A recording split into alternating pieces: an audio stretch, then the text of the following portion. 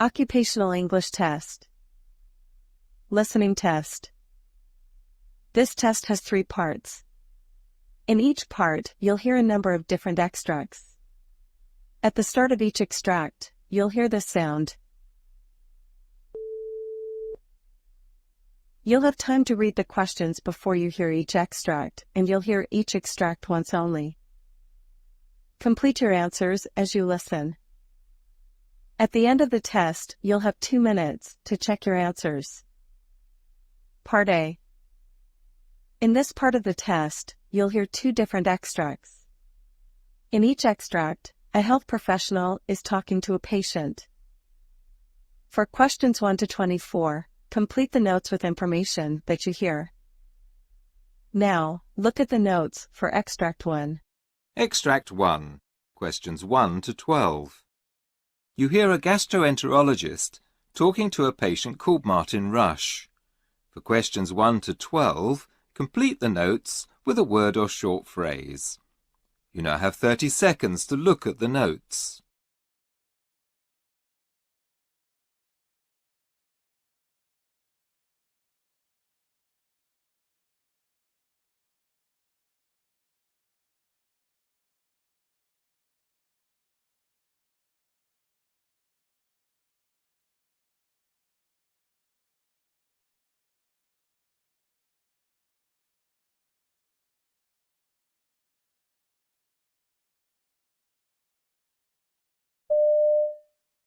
So, Martin, you've been referred to me by your GP, and I've got your notes here.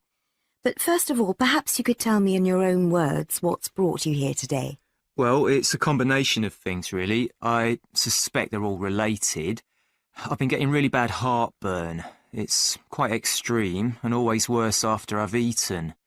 Something else I've noticed is that I sometimes get bile in my mouth, which tastes revolting, and it probably makes my breath smell. It's absolutely disgusting. I seem to be belching and burping a lot too, and I'm full of gas or water or something. I feel bloated virtually all the time.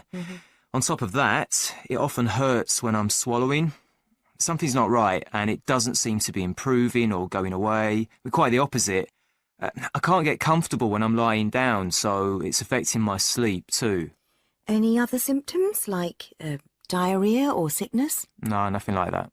And have you been taking anything? Well, I popped down to the local pharmacy and they gave me an antacid, Right. so I've been taking that. I'm trying to eat more fruit and vegetables. I've also made a really big effort to cut down on my alcohol consumption. I don't really know if that's going to help or not. And I find that going for a walk after dinner helps. That way I don't feel quite so bad when I go to bed. Well, it sounds like you've done the right thing in coming to see me. You do seem quite concerned. Well, I am worried. I mean, what if it's an ulcer or something? I would absolutely hate that. I can't stand the thought of not being able to eat properly. I love going out to eat in restaurants, and that would be the end of that, wouldn't it? Not only that, but I don't want to lose a lot of weight and get thin. I've always been quite fit and strong, and the last thing I want is to go all weedy looking. And then there's my job. I work on a construction site, and I don't want to have to ask my colleagues to do things for me or depend on them for anything.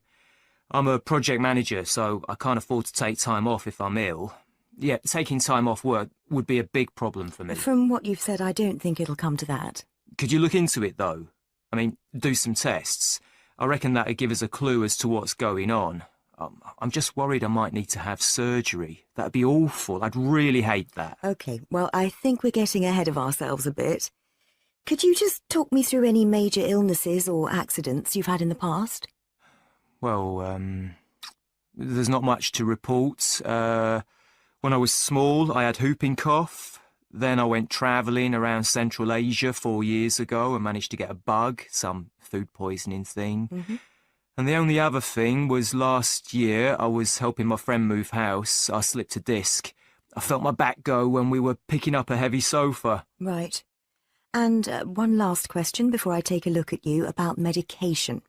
Where are you with that? Well, I'm still on the blood pressure tablets my GP gave me 3 years ago, the Ramipril. That's the only medicine that I'm actually prescribed.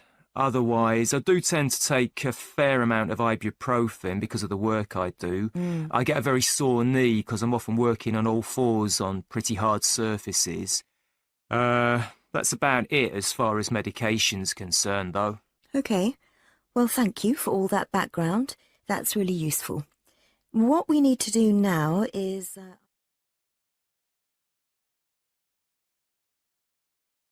Extract 2, questions 13 to 24. You hear a physiotherapist talking to a patient called Sally Winter. For questions 13 to 24, complete the notes with a word or short phrase. You now have 30 seconds to look at the notes.